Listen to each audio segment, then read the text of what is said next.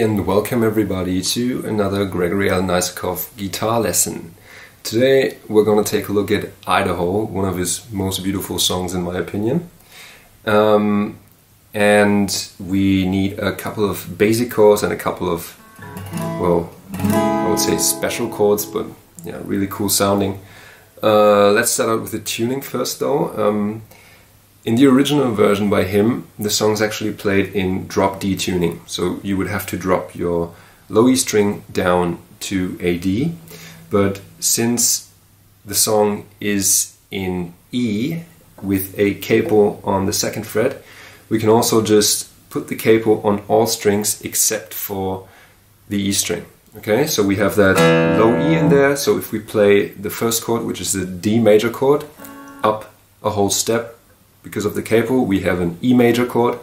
We can just use our open low E string, which is not covered by the capo. Okay, this has a couple of advantages, but also a couple of disadvantages. Still, I'm choosing to play it this way because, yeah, you will see the advantages of this tuning. So the chords that we need are, as I already said, this D. So we use open low E string, A string, D string, 2nd fret with our index finger on the G string, 2nd fret of course, 3rd fret with our ring finger on the B string, and then 2nd fret with our middle finger on the high E string. Gives us that full sounding D chord. Next chord is a D sus2, which is just exactly the same chord shape, but with our middle finger lift up. Next chord is a B minor 6, which is almost like the D, but we now just put our index finger on the 2nd fret of the A string, and we also try to cover the low E string so that one doesn't sound. Okay, and then we play 2nd fret with our index finger on the A string, open D, open G, 2nd fret on the B string with our ring finger for this B minor 6. Next chord is an F sharp sus2 flat 6, which is just this chord shape, with our pinky on the 4th fret of the D string. Okay, really nice chord.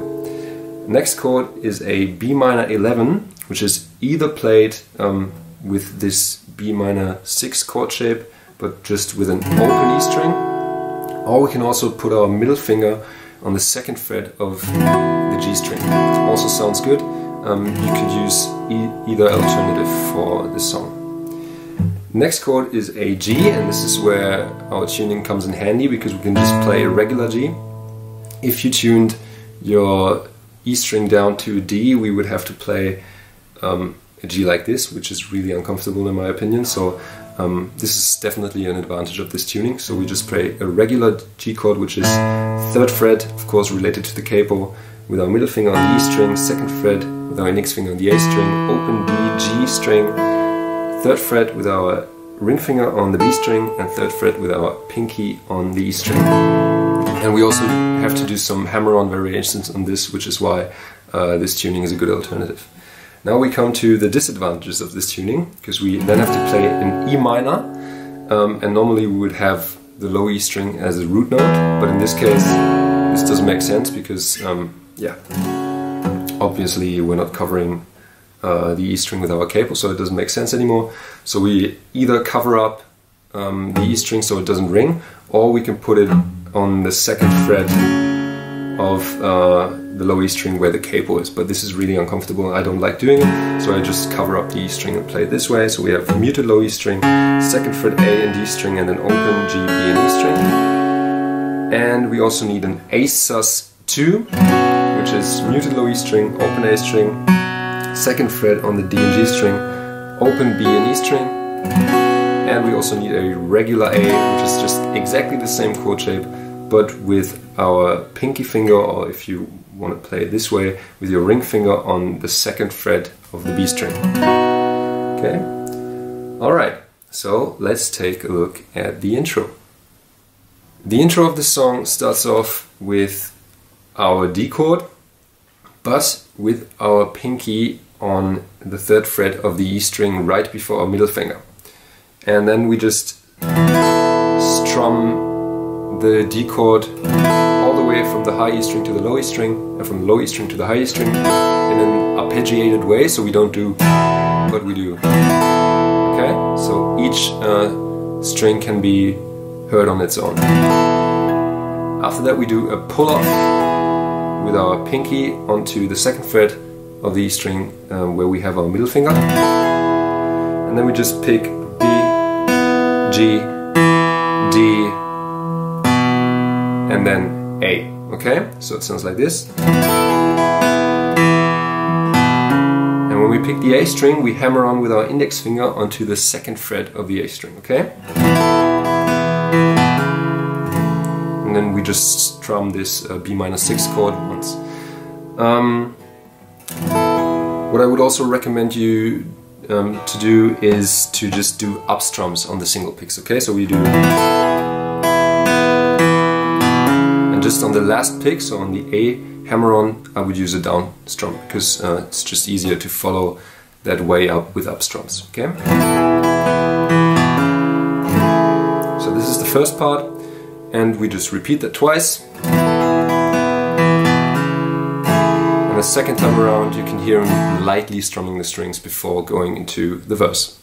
Alright, so the whole thing again sounds like this.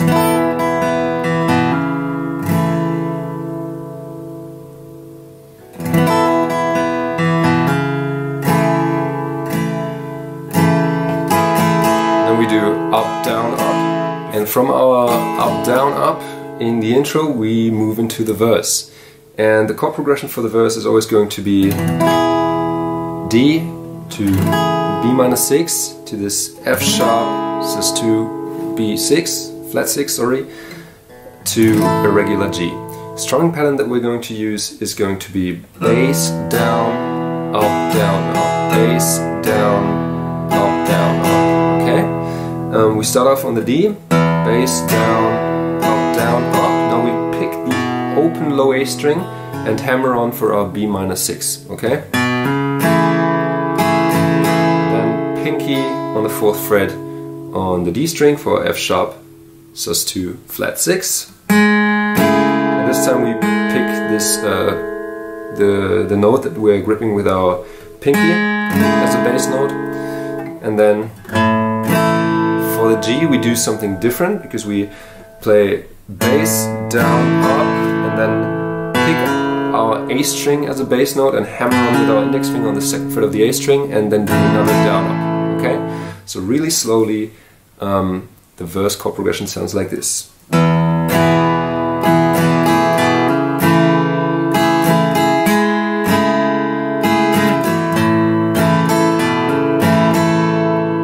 And then we just start from the beginning again.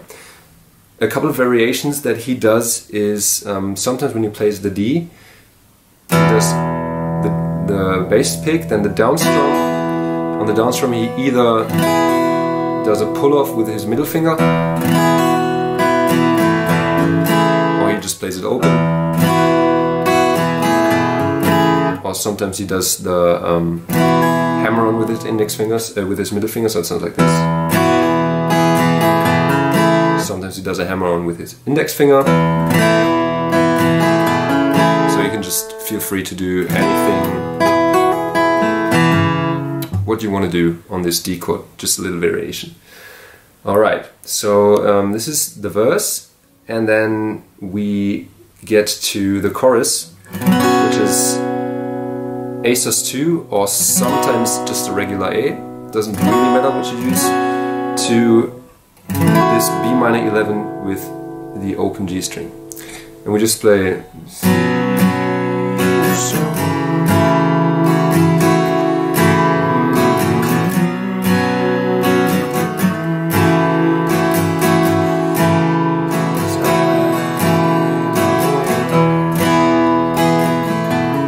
So we play the strumming pattern on the A sus2 once, then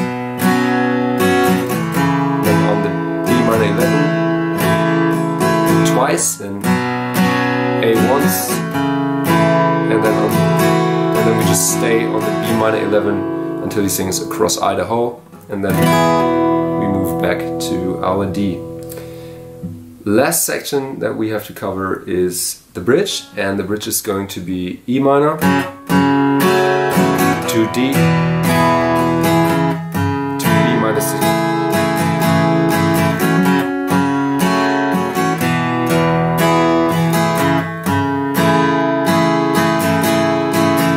What I'm doing there is always just down, down, down. Okay, so the first two times we play this staccato and focusing more on the lower strings, and just the down strum, down, up, same on the D. And then we stay on the B minor 11. For a whole bar, we just repeat that twice, and then we play our chord progression A sus2 or A to B minor 11.